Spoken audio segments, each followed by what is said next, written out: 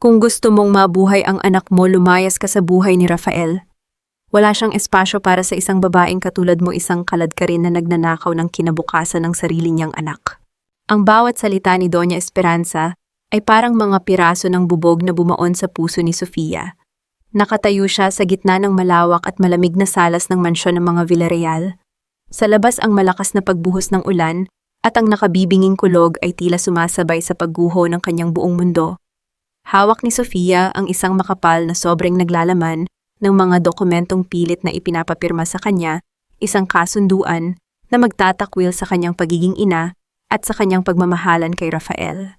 Sa mesa sa tabi niya, nakapatong ang isang mainit na tasa ng tsaa na kanina pa niya inihanda para sa Donya, isang simpleng kilos ng paggalang at pagmamahal na ngayon ay tila isang malupit na biro. Ang kanyang mga kamay na dati ay matiyagang naghahabi ng mga pangarap para sa kanilang magiging anak ay nanginginig ng hindi mapigilan. Naramdaman ni Sofia ang isang matalim na kirot sa kanyang puson, isang paalala na may buhay sa loob niya na kumakapit din sa kanya sa gitna ng unos. Pilit niyang pinigil ang pagdaloy ng luha. Ayaw niyang makita ng matandang babae ang anumang bakas ng kahinaan, kahit na ang bawat paghinga niya ay tila isang saksak sa kanyang dibdib. Nang buhay mga pader ng mansyon na dati ay tila sumasaksi sa mga pangakong binitiwan ni Rafael, ngayon ay tila mga aninong pilit siyang nilalamon. Ang bawat gamit sa loob ng silid, mula sa mga mamahaling florera hanggang sa malamig na marmol na sahig, ay tila nagtatanong sa kanyang pagkatao. Bakit kailangang maging ganito kalupit ang tadhana? Bakit ang pag-ibig na akala niya ay siyang magliligtas sa kanya ang siya pa palang magiging sanhi ng kanyang pagkawasak? Napatingin siya sa labas ng malaking bintana. Ang kadiliman ng gabi ay hindi pa sapat upang ilarawan ang kawalan ng pag-asa na bumabalot sa kanyang kaluluwa. Ang katahimikan sa loob ng mansyon ay mas nakabibingi pa kaysa sa ingay ng bagyo sa labas. Sofia, hanggang saan mo kayang tiisin ang ganitong klaseng kahihiyan para sa isang pag-ibig na ipinagkakait sa iyo ng mundo? Sa gitna ng kanyang pagdurusa, isang maliit na sipa ang naramdaman niya mula sa kanyang sinapupunan. Isang sagot, isang paalala na hindi siya nag-iisa. Sa kabila ng lahat ng panlalait at ng mundong pilit siyang ibinabaon, ang batang ito ang tanging dahilan upang siya ay manatiling nakatayo. Ngunit sapat na ba ang pagmamahal upang labanan ang kapangyarihan ng mga taong walang puso? 7 taon ang lumipas, ngunit ang bawat sulok ng Manila ay tila humihinga pa rin ng mga alaala ng nakaraan. Sa loob ng isang prestihiyosong gallery, ang mga ilaw ay nagniningning ng may gilas, nagbibigay buhay sa mga obra na nakasabit sa mga puting pader. Si Rafael Villarreal, nakasuot ng isang formal na suit na tila baluti sa kanyang tunay na damdamin, ay naglalakad sa gitna ng maraming tao. Ang kanyang mga mata na dati ay puno ng apoy ay wala na lamang aninag ng sigla. Para sa mundo, siya ang makapangyarihang tagapagmana, ngunit sa loob niya, siya ay isang lalaking pilit na kumakawala sa isang hawla na siya rin mismo ang nagtayo. Huminto siya sa harap ng isang serye ng mga painting na gawa ng mga batang nasa ilalim ng isang charity program. Ang bawat guhit ay simple ngunit may kakaibang emosyon na humahaplos sa kanyang dibdib. Isang painting ang nakakuha ng kanyang atensyon, isang imahe ng isang pamilyang naglalakad sa ilalim ng ulan, ngunit sa halip na madilim ang mga kulay, ay maliwanag at puno ng pag-asa.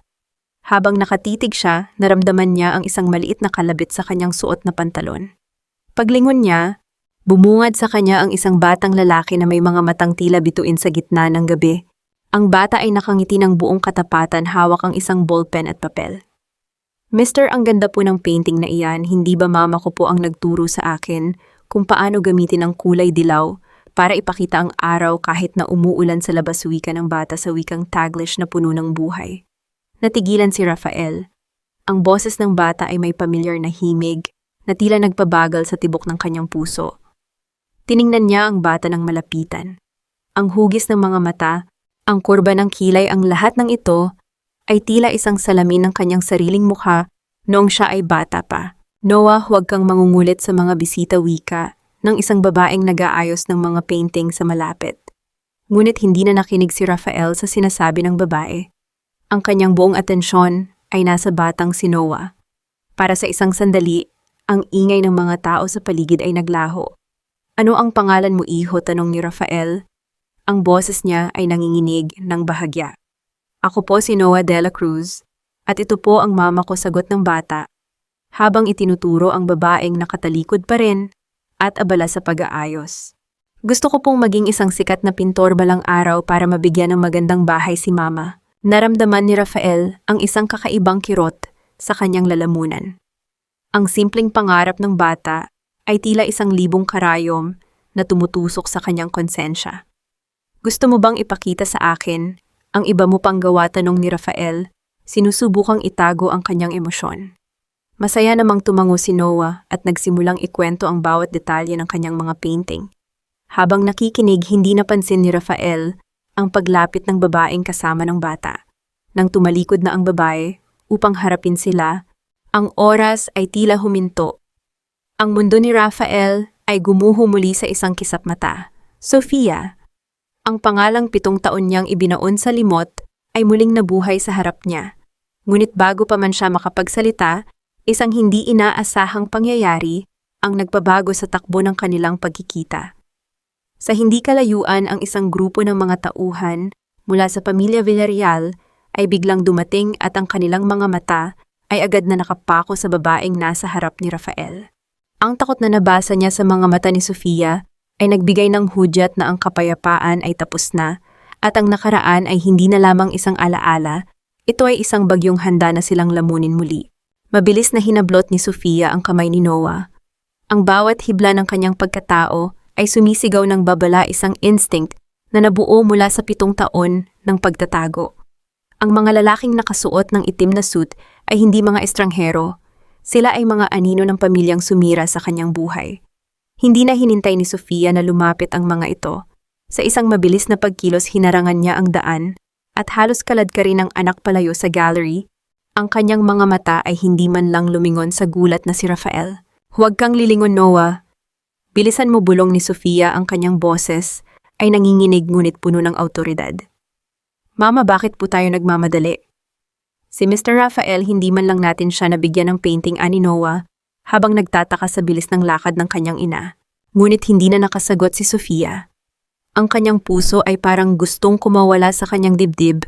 Ang bawat hakbang ay tila pagtakas mula sa isang bangungot na muling nagbabalik. Iniwan niya si Rafael na nakatayo sa gitna ng maraming tao. Ang kanyang isipan ay puno ng kaguluhan. Sino ang babaeng iyon? Bakit ganito ang takot sa kanyang mga mata sa tuwing nakikita ang mga taong iyon? Pagka-uwi sa mansyon ng mga Villarreal, hindi mapakali si Rafael. Ang mga mukha ng mga tauhan ng kanyang ina na nakita niya sa gallery ay paulit-ulit na sumasagi sa kanyang isipan. Bakit sila nandoon at bakit sila nakatingin sa babaeng iyon? Sa loob ng kanyang silid, binuksan niya ang isang lumang drawer na 7 taon na niyang hindi ginalaw. Sa ilalim ng mga alikabok at mga dokumentong pangnegosyo, natagpuan niya ang isang maliit na kahon. Doon nakatago ang isang kwintas na perlas na dapat sana ay ibinigay niya kay Sofia noong gabi ng bagyo, ang gabing sinabi ng kanyang ina na niloko siya ni Sofia at tumakas kasama ang ibang lalaki. Pinakatitigan niya ang kwintas. Ang mga perlas ay maputla, tila nawalan na rin ng ningning sa paglipas ng panahon. Biglang pumasok sa kanyang alaala ang tinura ng kanyang ina noon. Rafael, hindi kanya mahal. Pera lang ang habol niya. Masaya siyang umalis kasama ang lalaking mas mayaman sa iyo. Ang mga salitang iyon na dati ay tinanggap niyang buong katotohanan ay tila nawalan ng bigat ngayon. Sa harap ng mga mata ni Noah na kamukhang kamukha niya, at sa takot na nakita niya sa mga mata ni Sofia, ang lahat ng sinabi ng kanyang ina ay tila isang malaking kasinungalingan. Inilabas niya ang isang lumang litrato na nakatago sa ilalim ng kahon. Litrato nila ni Sofia masaya sa isang parke bago pa man magsimula ang lahat ng gulo. May napansin siya sa likod ng frame, isang maliit na piraso ng papel na may sulat kamay. Hindi ito sa kanya. Binasa niya ang nilalaman. Doña Esperanza, na ibigay ko na ang pera. Siguraduhin ninyong hindi na siya makakabalik pa. Ang bawat titik ay tila isang matalim na kutsilyong humahati sa kanyang pag-unawa. Sino ang sumulat nito? Bakit binanggit ang pangalan ng kanyang ina? Ang pintuan ng kanyang silid ay marahang bumukas. Rafael, bakit ka gising pa?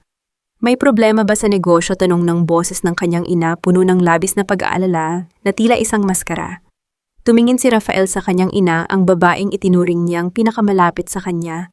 Ngunit ang nakikita na lang niya ngayon ay isang estranghero na nagtago ng katotohanan sa loob ng 7 mahabang taon. Itinago ni Rafael ang papel sa loob ng kanyang palad. Ang kanyang mga kamao ay humigpit hanggang sa pumuti ang kanyang mga buko-buko. Ang pagtitiwala na dati ay matibay na pundasyon ay unti-unti nang nagkakaroon ng malalim na bitak. Anong klaseng mga lihim pa ang ibinaon ninyo sa ilalim ng pangalan ng pamilyang ito? Nanginginig ang mga kamay ni Rafael habang minamaneho ang sasakyan patungo sa address na nakasulat sa likod ng lumang litrato. Ang paligid ay unti-unting nagbabago mula sa malalawak at sementadong kalsada ng Makati patungo sa mas makitid at payak na mga eskinita. Huminto siya sa harap ng isang maliit at lumang apartment na may bakod na gawa sa kahoy. May amoy ng pintura at basang lupa sa paligid, isang simpleng buhay na malayong malayo sa karangyaan na kinamulatan ni Rafael. Kumatok siya ng marahan. Ilang saglit pa bumukas ang pinto. Si Sofia.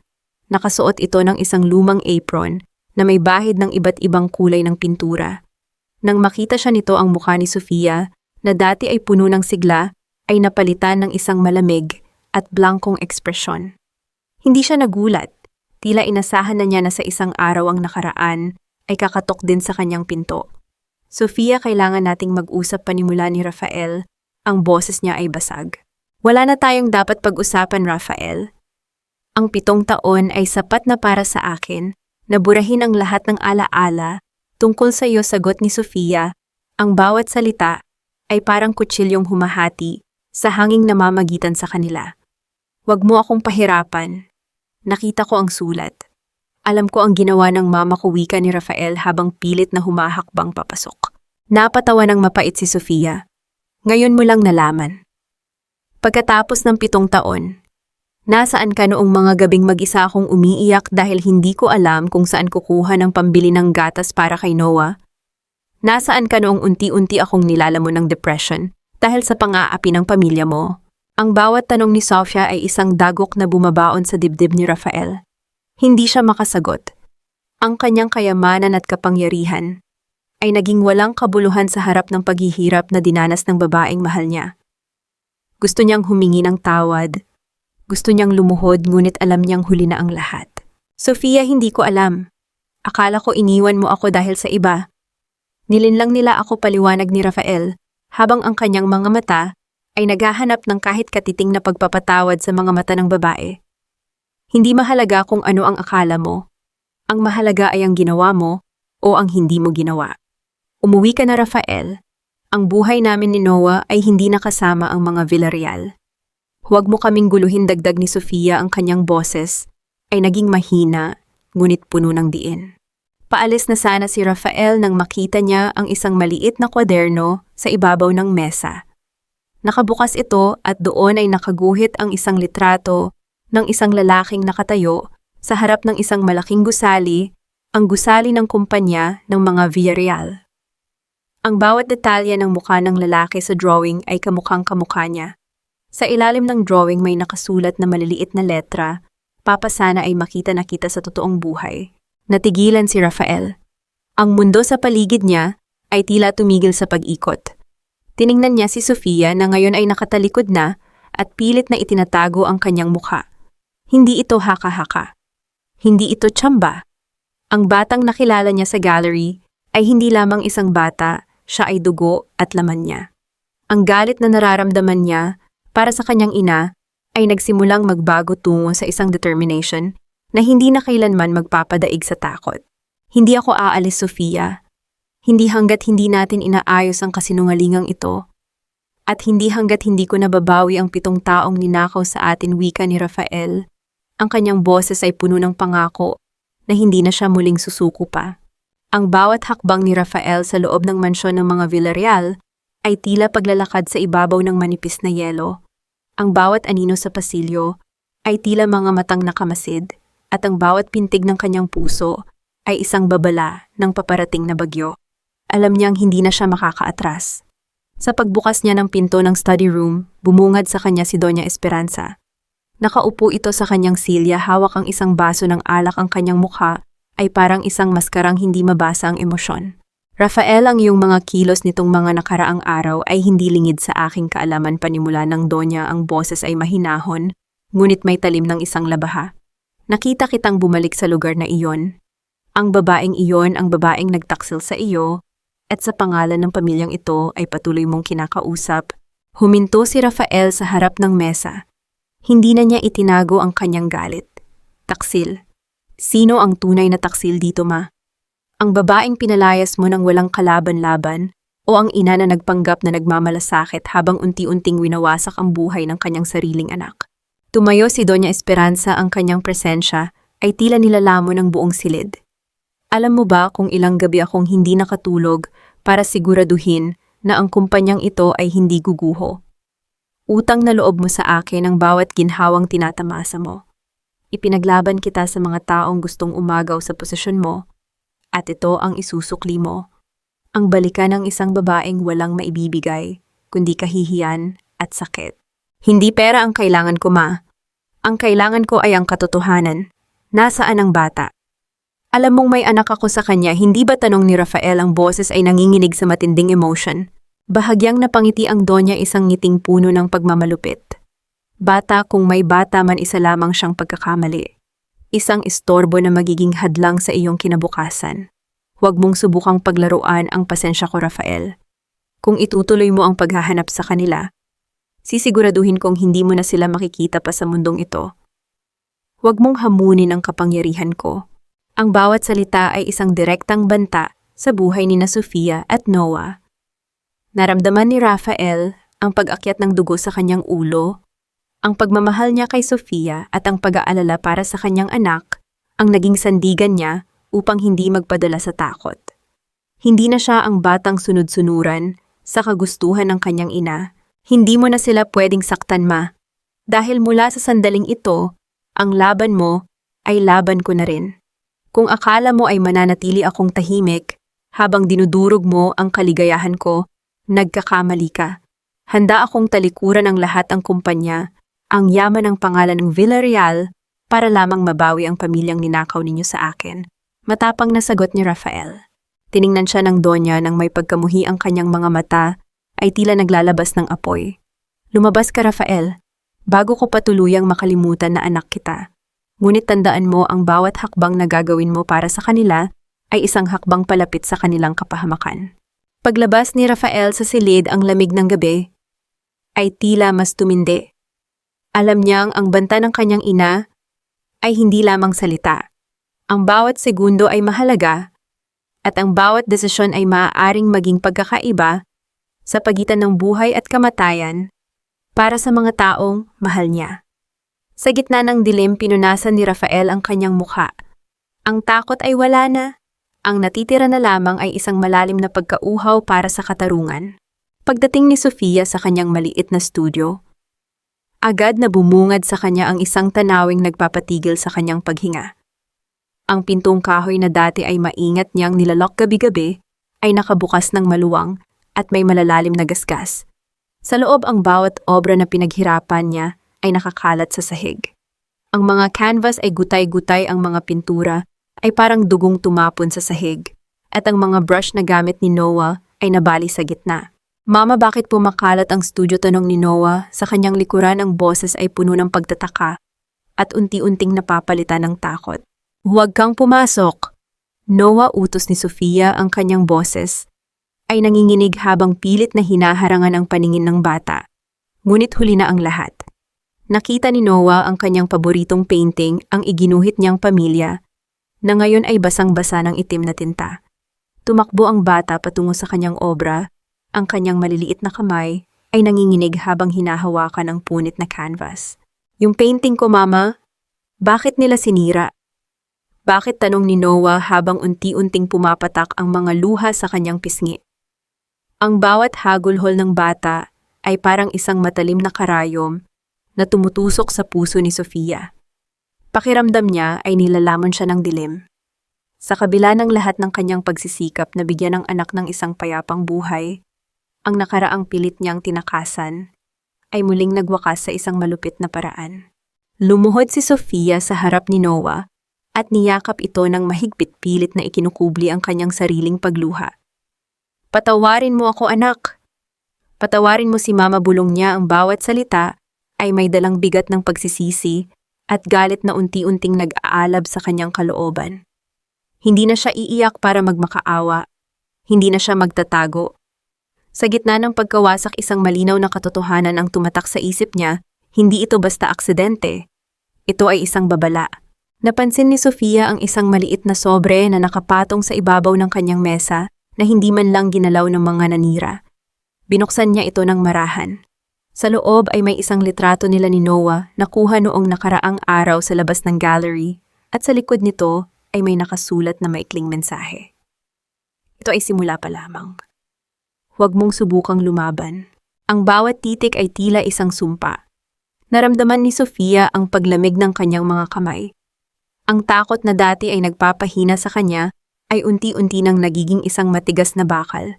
Tumayo siya, pinunasan ng mga luha ni Noah at hinalikan ng noo nito. Noah, mag-iimpake tayo. Hindi na tayo pwedeng manatili rito, wika niya. Ang boses ay hindi na nanginginig, bagkus ay puno ng determinasyon na hindi na kailanman matitinag pa. Habang inililigpit nila ang mga natitirang gamit, isang malakas na katok sa pinto ang muling nagpatahimik sa buong silid. Alam ni Sofia na ang taong nasa labas ay hindi isang kaibigan. Ang bawat segundo na lumilipas ay isang hamon sa kanyang pagkatao. Mananatili ba siyang biktima o babangon siya at haharapin ang mga taong sumira sa kanyang mundo? Sa paghawak niya sa doorknob, naramdaman niya ang init ng kanyang dugo na tila nagbibigay sa kanya ng lakas na hindi niya akalaing taglay niya. Ang sunod-sunod na malalakas na pagtama ng kamao sa kahoy ng pinto ay tila mga hakbang ng kamatayan na papalapit sa kanila. Napahigpit ang hawak ni Sofia sa balikat ni Noah, pilit na ikinukubli ang bata sa kanyang likuran. Huminga siya ng malalim, pilit na pinapakalma ang mabilis na tibok ng kanyang dibdib at marahang binuksan ang pinto, handang humarap sa anumang panganib na naghihintay. Ngunit hindi ang mga lalaking nakasuot ng itim ang bumungad sa kanya. Si Rafael, nakasuot ng simpleng jacket na basa na ng ulan, ay nakatayo sa labas. Ang kanyang mga mata na punong-puno ng pag-aalala ay agad na nahulog sa nagkawatak-watak na gamit sa loob ng studio. Sofia, anong nangyari dito? Tanong ni Rafael. Ang boses ay puno ng pagkagulat at galit na hindi niya magawang itago. Hindi na hinintay ni Sofia ang kanyang sagot. Sa halip, pilit niyang isinara ang pinto, ngunit hinawakan ito ni Rafael upang pigilan. Hindi ako narito para manakit. Narito ako para protektahan kayo, dagdag ni Rafael. Ang kanyang boses ay naging mahinahon, ngunit puno ng determinasyon. Hindi na ako naniniwala sa mga pangako, Rafael. Umalis ka na bago pa nila tayo makita, sagot ni Sofia. Ang kanyang mga mata ay puno ng pait at pagod. Ngunit hindi na tinag si Rafael. Tumingin siya kay Noah na nakasilip mula sa likuran ng kanyang ina. Ang bata ay bakas ang takot sa kanyang mga mata. Noah, mauna ka nang mag-ayos ng mga gamit mo sa kwarto, pakiusap ni Rafael sa bata. Nang sumunod si Noah, bumaling siya kay Sofia. Alam ko ang ginawa nila. Alam ko kung gaano kadesperado ang pamilya ko. Hindi ka naligtas dito. May inihanda akong lugar kung saan hindi nila kayo mahahanap. Sofia, please, bigyan mo ako ng pagkakataong itama ang lahat. Hindi para sa akin, kundi para sa anak natin. Ang salitang anak natin ay tila isang matalim na balisong na tumusok sa pagitan nila. Walang ibang nagawa si Sofia, kundi ang mapaluhod sa gitna ng nagkakalat na mga pintura. Ang kanyang mga balikat ay nagsimulang manginig sa matinding pagod. Ang bigat ng 7 taon, ang takot para sa kinabukasan ni Noah, at ang pagmamahal na pilit niyang pinapatay, ay sabay-sabay na sumabog. Lumapit si Rafael at marahang hinaplos ang buhok ni Sofia. Ang kanyang haplos ay hindi mapang-angkin, bagkus ay puno ng pagsisisi at paggalang. Hindi siya nagsalita. Hinayaan niya lang na ilabas ni Sofia ang lahat ng sakit sa pamamagitan ng pag-iyak sa kanyang balikat. Sa mga sandaling iyon, ang studio na puno ng mga sirang alaala ay naging saksi sa isang hapdi na matagal nang kinikimkim. Nang tumigil na ang pag-iyak ni Sofia, tumayo siya at pinunasan ang kanyang mukha. Sige, sasama kami. Pero hindi dahil sa iyo, kundi dahil kailangan ni Noah ng kaligtasan, wika ni Sofia na may malamig na boses. Sumakay sila sa sasakyan ni Rafael, patungo sa isang liblib, ngunit ligtas na bahay sa gilid ng bundok.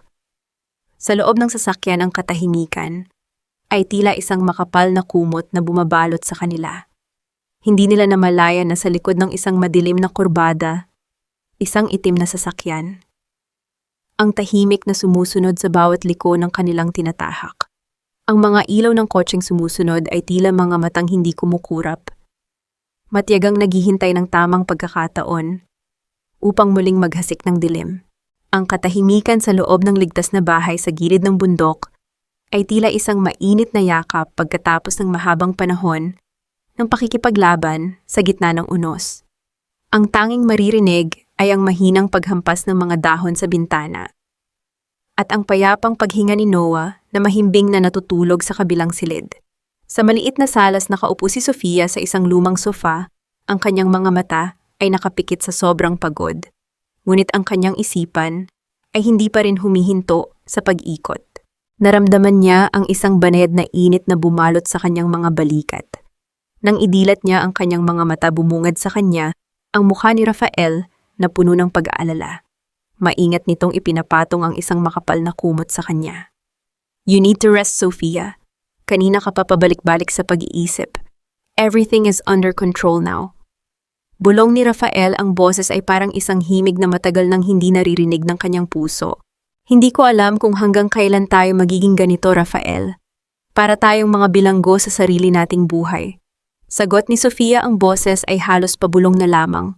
Tumingin siya sa mga kamay ni Rafael na malapit sa kanyang balikat, ang mga kamay na dati ay nagbibigay sa kanya ng lakas at ngayon ay tila muling naghahanap ng puwang sa kanyang mundo. Hindi lumayo si Rafael. Sa halip marahan siyang umupo sa tabi ni Sofia, ang distansya sa pagitan nila ay sapat na upang maramdaman ang init ng isa't isa. 7 years, Sofia. 7 years na puno ng pagsisisi. Araw-araw kong tinatanong ang sarili ko kung nasaan ka, kung masaya ka ba. I never stopped loving you, kahit pilitin ko pang maniwala sa mga kasinungalingan ni Mama. Ang kanyang mga mata ay diretsong nakatitig sa mga mata ni Sofia, naghahanap ng kahit katiting na pag-asa. Naramdaman ni Sofia ang pagbilis ng tibok ng kanyang puso. Ang galit na pilit niyang itinatanim ay tila unti-unting natutunaw sa ilalim ng tapat na tingin ni Rafael. Marahang iniangat ni Rafael ang kanyang kamay at hinaplos ang pisngi ni Sofia, ang kanyang hinlalaki ay maingat na pinupunasan. Ang isang luhang hindi namamalayang pumatak. Ang haplos na iyon ay puno ng pangungulila, isang pagpindot sa mga sugat ng nakaraan na ngayon ay tila nagsisimula ng maghilom. Sa isang sandali, ang mundo sa labas, ang mga Villarreal, ang mga banta, ang kahihiyan ay tila naglaho.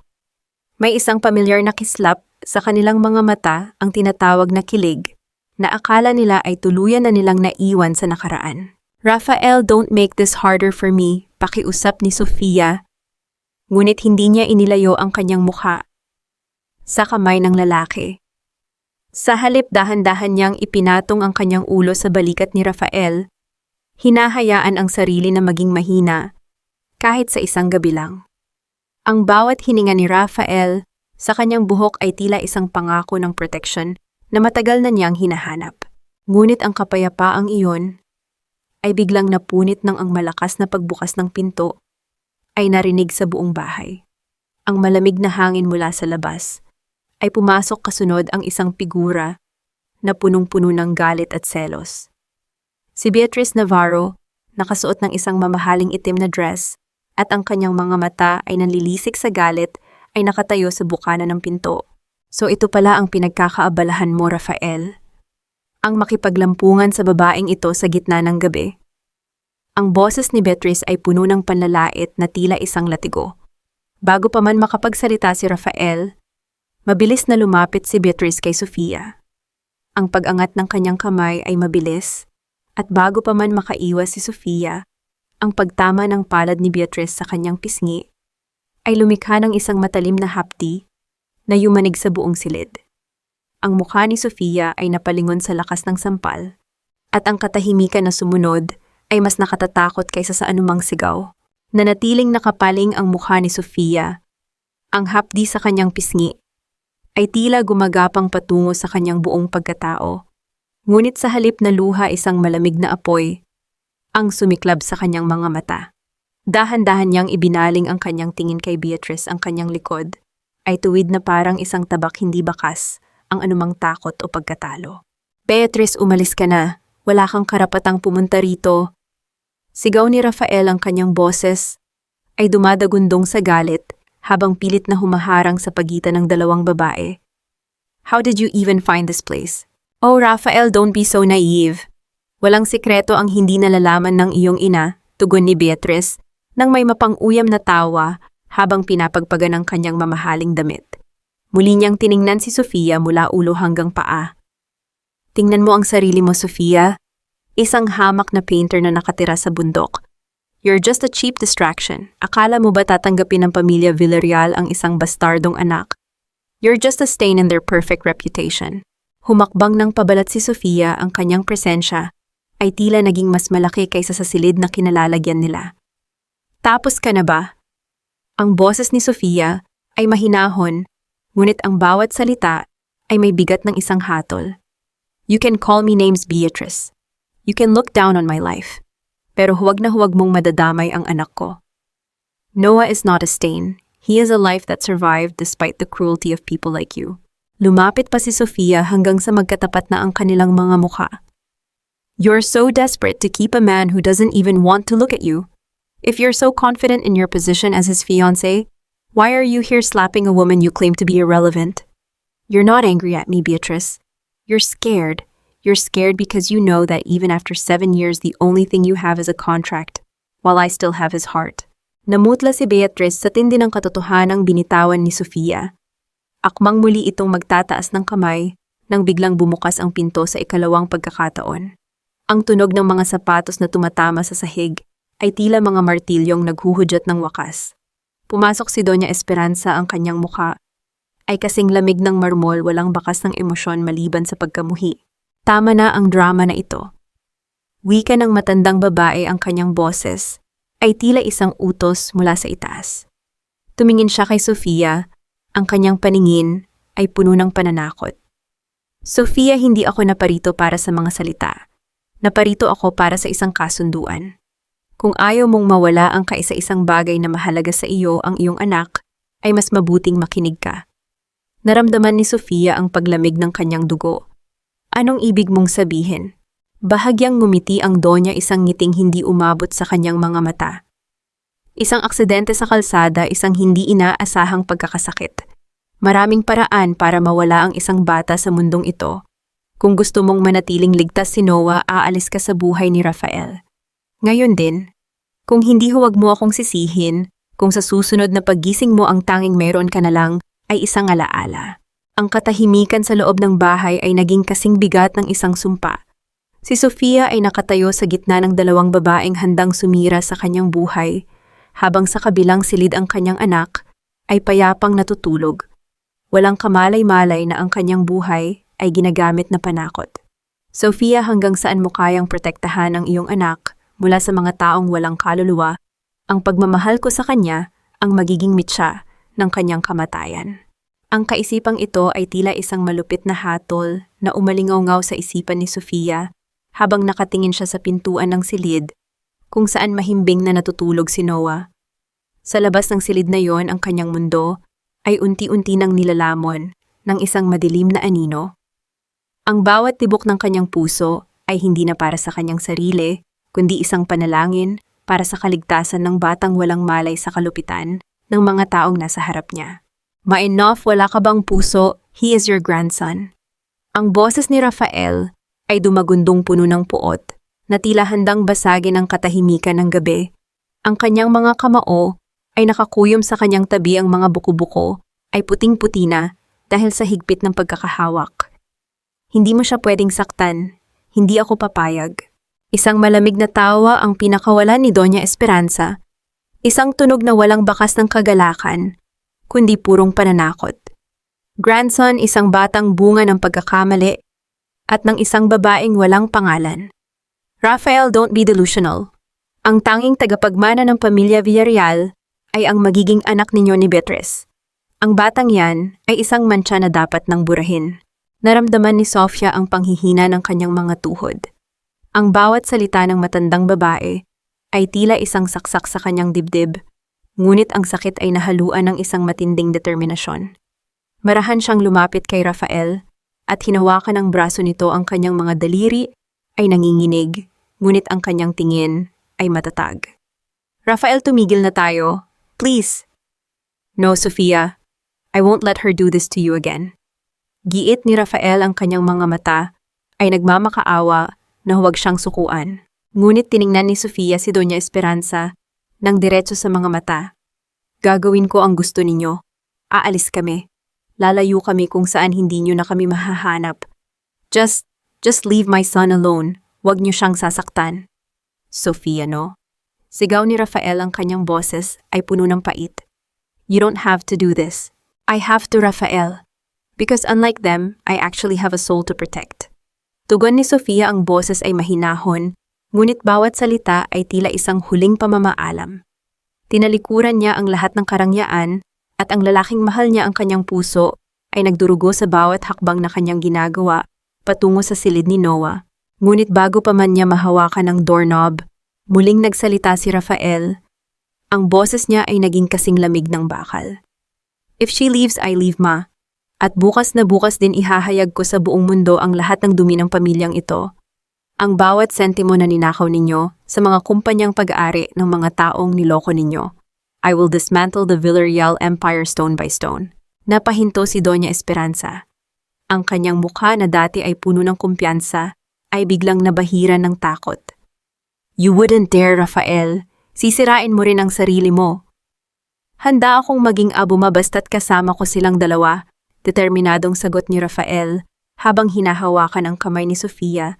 Pinagsasama ang kanilang mga tadhana sa isang mapanganib na laro ng kapangyarihan. Ang katahimikan sa loob ng bahay ay naging kasing bigat ng isang sumpa. Sa labas ang mga kuliglig ay tila tumigil din sa pag-awit, tila naghihintay sa susunod na hakbang ng isang inang desperado at isang anak na handang itaya ang lahat. Ngunit sa likod ng mga anino si Beatrice ay mabilis na naglabas ng kanyang telepono. Ang kanyang mga daliri ay mabilis na nag-type ng isang mensahe. Gawin nyo na, ngayon din.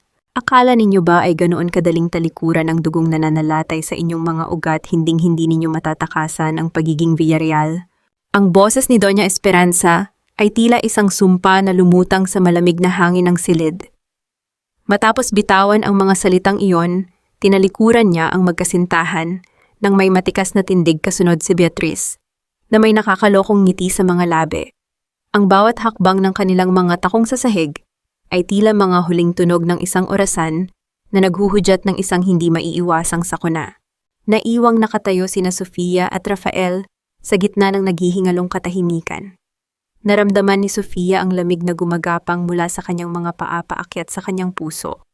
Ang kanyang mga daliri na mahigpit na nakakapit sa braso ni Rafael ay nanginginig ng hindi mapigilan.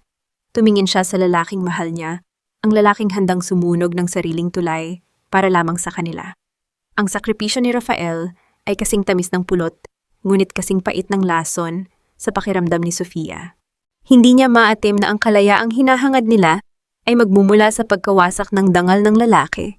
Sa gitna ng kanilang pagdadalamhati, isang marahang pagkatok sa pinto, sa likuran ang bumasag sa katahimikan. Hindi ito ang malupit na katok ng mga tauhan ng Donya. Ito ay isang mahina, tila nag-aalinlangang tunog. Nang buksan ni Rafael ang pinto, bumungad sa kanila ang isang matandang babaeng balot ng makapal na shawl, si Tita Remy, ang matandang mayordoma ng mga Villarreal na itinuring ni Sofia na pangalawang ina noong siya ay naninirahan pa sa mansyon. Ang mukha ni Tita Remy ay tila isang mapang puno ng mga karanasan at lihim.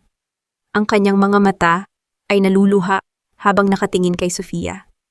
Sofia, Ija, patawarin mo ako kung ngayon lang ako nagpakita.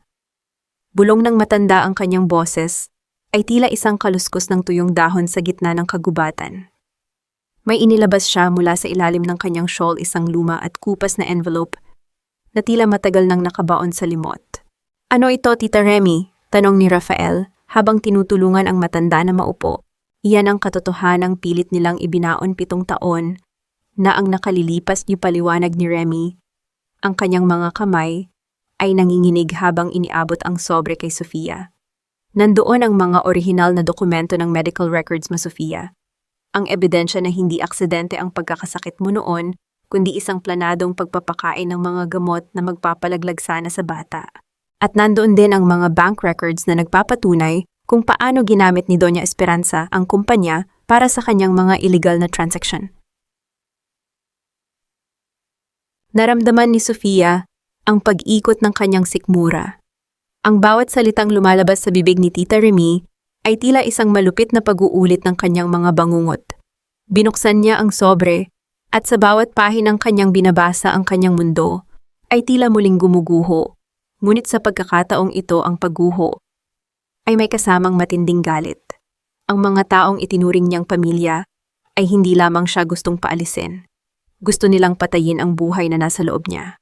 Ngunit ang kanilang pag-uusap ay biglang naputol nang marinig nila ang mahinang tunog ng mga yabag sa labas ng bahay, hindi lang isa kundi marami.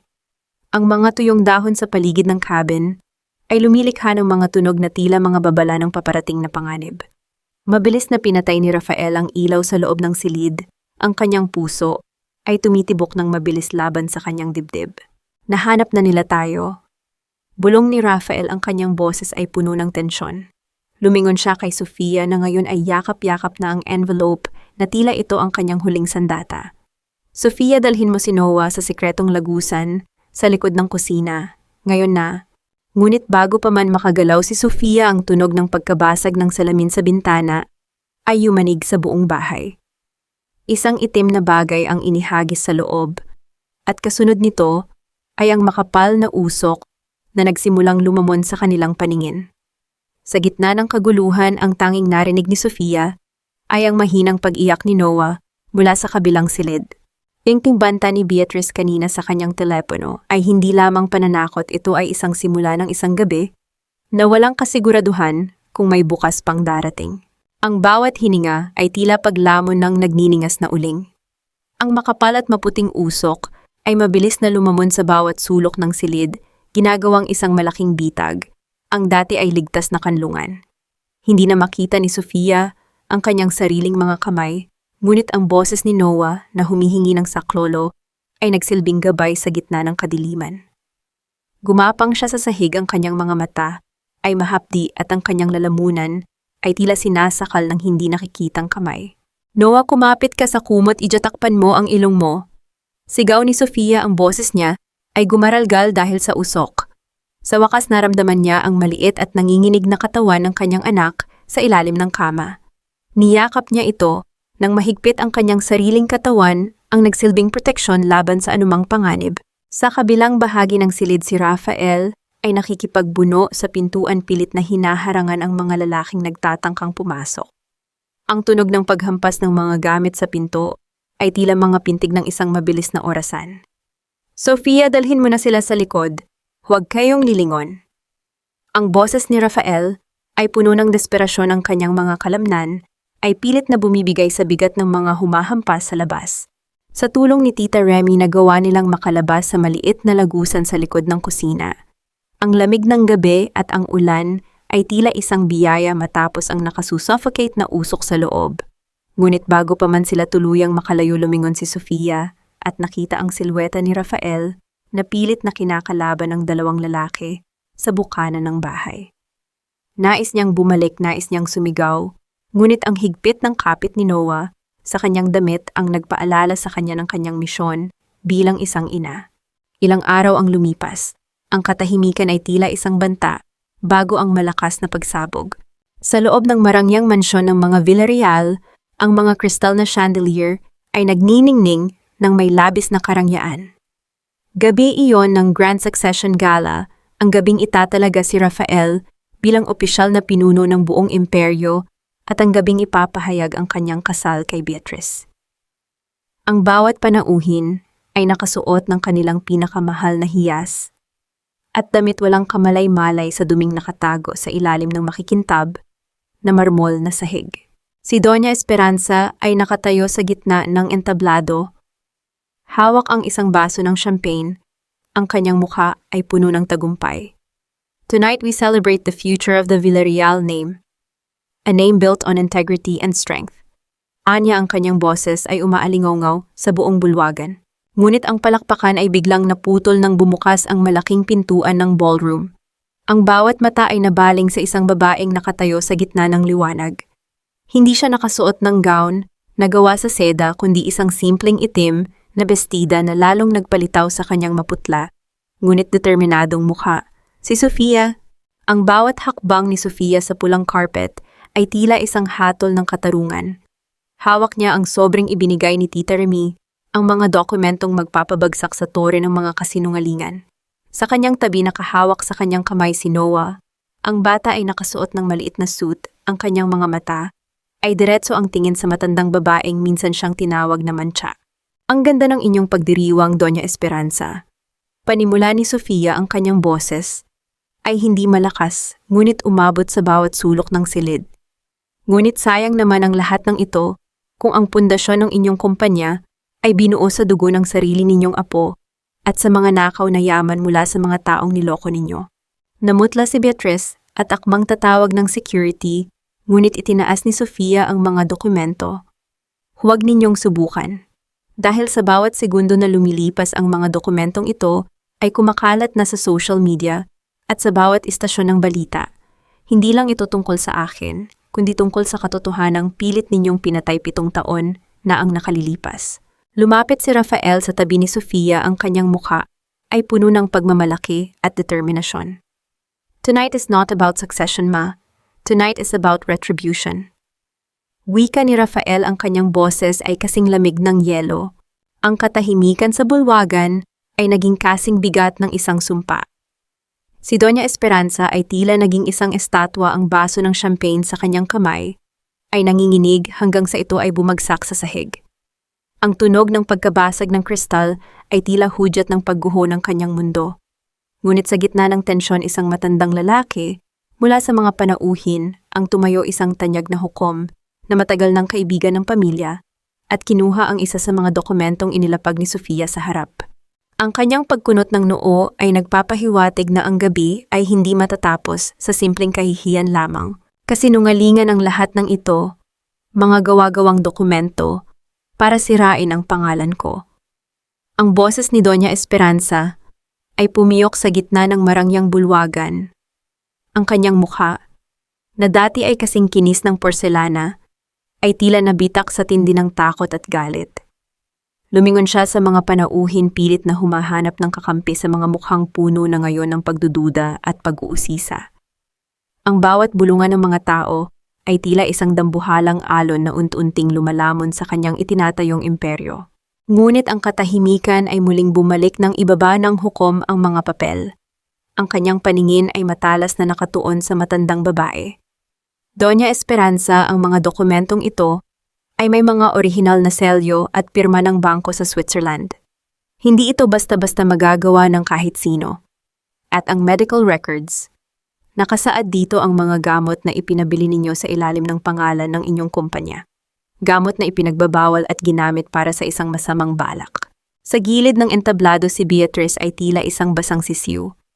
Ang kanyang mamahaling alahas ay hindi na sapat upang itago ang panginginig ng kanyang buong katawan. Rafael, huwag kang maniwala sa kanila. You know me, I would never do anything to hurt our future.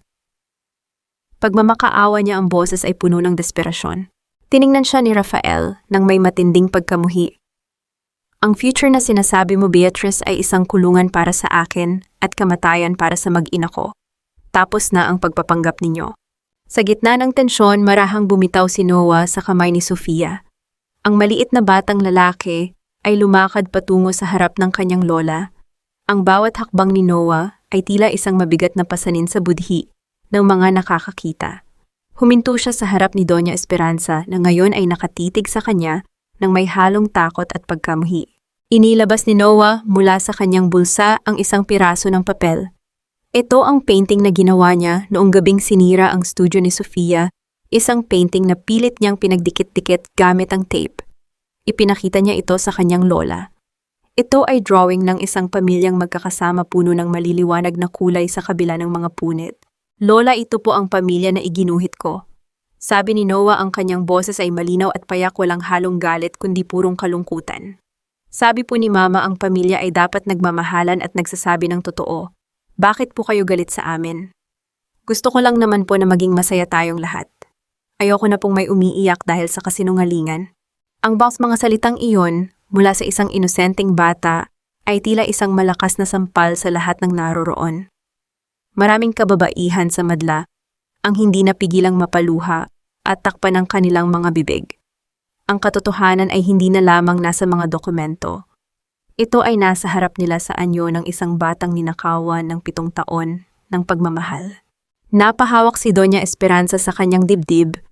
Ang kanyang hininga ay naging mababaw at mabilis.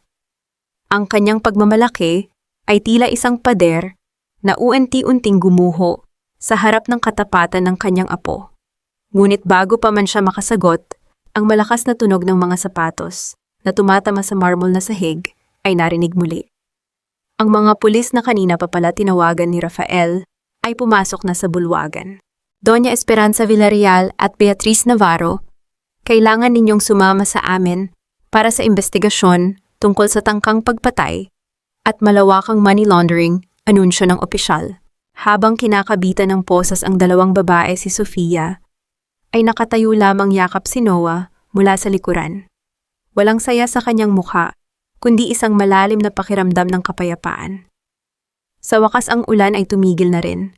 Ngunit habang inilalabas ang Donya lumingon ito kay Sofia, at may binulong na isang huling babala na tila isang lason na itinira para sa huling sandali. Isang lihim na hindi pa kasama sa mga dokumentong inilabas ni Sofia, isang lihim na maaring bumago sa lahat ng kanilang nalaman tungkol sa tunay na pagkatao ni Rafael. Ang ingay ng mga sirena ng pulis ay unti-unting humihina na lulunod sa gitna ng malalakas na bulong ng mga taong nagkalat sa labas ng mansyon. Sa loob ng marangyang ballroom na dati ay simbolo ng kapangyarihan ng mga Villarreal, ang tanging natitira na lamang ay ang mabigat na katahimikan at ang amoy ng mamahaling pabango na humahalo sa amoy ng takot. Si Rafael ay nakatayo sa gitna ng silid, ang kanyang mga mata ay nakatuon sa kawalan. Ang huling sinabi ng kanyang ina ay hindi matanggal sa kanyang isipan, tila isang lason na patuloy na dumadaloy sa kanyang ugat. Nilapitan siya ni Sofia, marahang hinawakan ang kanyang mga kamay na hanggang ngayon ay nanginginig pa rin. Rafael, huwag kang maniwala sa kanya. Sa huling sandali, sinubukan ka lang niyang saktan dahil wala na siyang ibang paraan. Bulong ni Sofia, ang boses ay puno ng pag-aalala. Umiling si Rafael, ang kanyang mukha ay puno ng pait. Hindi niya ako kayang lokohin sa huling pagkakataon, Sofia. Kilala ko ang ina ko. Ang bawat salita niya ay may basihan. Sabi niya hindi ako tunay na Villarreal. Sabi niya isa lamang akong sanggol na kinuha niya sa isang ampunan para itago ang kahihiyan ng kanyang tunay na anak na pumanaw na noon pa man. Nanlaki ang mga mata ni Sofia. Ang bigat ng binitawang salita ni Rafael ay tila yumanig sa sahig na kinatatayuan nila. Hindi ito basta pananakot. Ito ay isang pagwasak sa buong pagkakakilanlan ni Rafael. Sa loob ng ilang minuto, ang lalaking itinuring na tagapagmana ng isang dambuhalang imperyo ay biglang nawalan ng pangalan, nawalan ng kasaysayan. Tinawag nila si Tita Remy, ang matandang mayordoma, na tila may hawak ng bawat lihim ng mansyong ito. Sa gitna ng dilim ng library, inamin ng matanda ang katotohanan. Totoo iyon, Rafael. Umiiyak na pagsasalaysay ni Remy. Ang tunay na anak ng mga Villarreal ay pumanaw noong sanggol pa lamang dahil sa isang aksidente sa loob ng mansyon. Dahil sa takot na mawala ang lahat ng ari-arian at ang pangalan ng pamilya, kinuha ka ng iyong ina mula sa isang ospital na nasunog noon. Pinalaki ka niyang parang tunay na anak, ngunit ang tanging layunin niya ay panatilihing buhay ang kanyang kapangyarihan. Naramdaman ni Sofia ang paglamig ng mga kamay ni Rafael. Tumingin ito sa bintana sa malawak na garden ng mansyon na dati niyang tinuring na tahanan. 7 taon na pilit kong nilabanan ang pangalan ng pamilyang ito. 7 taon na pilit kong iniintindi ang bawat malupit na utos ni Mama, dahil akala ko ito ang tungkulin ko bilang anak. Ngayon malinaw na ang lahat. Wala akong dugong Villarreal. Wala akong kinalaman sa kadilimang ito. Sa halip na bumagsak, isang kakaibang liwanag ang lumitaw sa mga mata ni Rafael.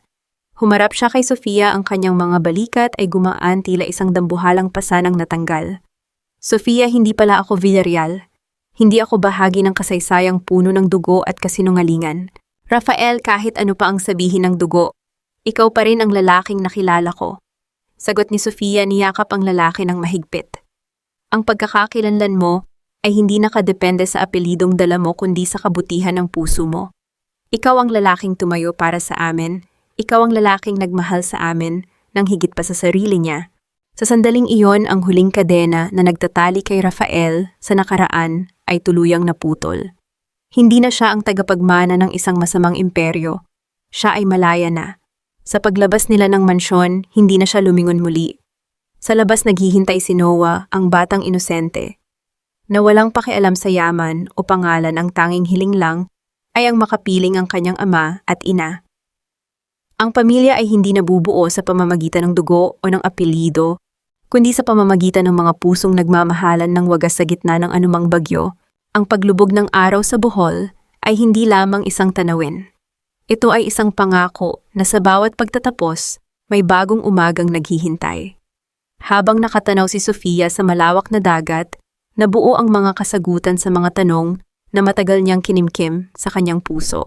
Natanong ko, napatawad na ba namin? Oo. Ang pagpapatawad ay hindi nangangahulugang paglimot sa mga sugat na idinulot ng mga Villarreal. Ito ay ang pagpili na hindi na maging bihag ng puot.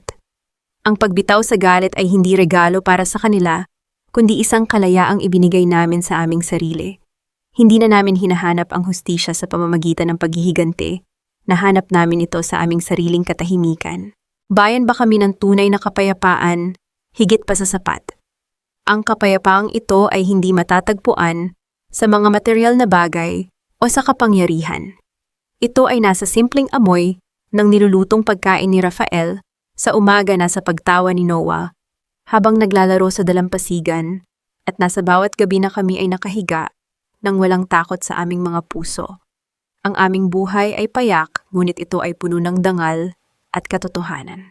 Ano ang aral na natutunan namin?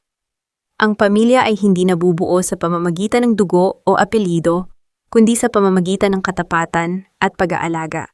Ang katotohanan, gaano man ito kasakit sa simula, ay ang tanging daan patungo sa tunay na kalayaan. Natutunan namin na ang pinakamalaking tagumpay ay hindi ang pagpapatalsik sa mga kaaway, kundi ang kakayahang panatilihing malinis ang ating mga puso sa kabila ng lahat ng dumi ng mundo. Ang aming kwento ay isang patunay na ang pag-ibig na dumaan sa apoy ay hindi na uupos. Ito ay nagiging ginto. Bilang tagapagsalaysay, nakikita ko ang kanilang pagtatapos hindi bilang wakas, kundi bilang isang simula ng isang buhay na tunay na makabuluhan. Ang mga Villarreal ay bahagi na lamang ng isang lumang pahina, habang ang pamilya ni Sofia, Rafael at Noah ay patuloy na nagsusulat ng bagong kabanata, isang kabanatang puno ng liwanag, pagtanggap at walang hanggang pagmamahalan.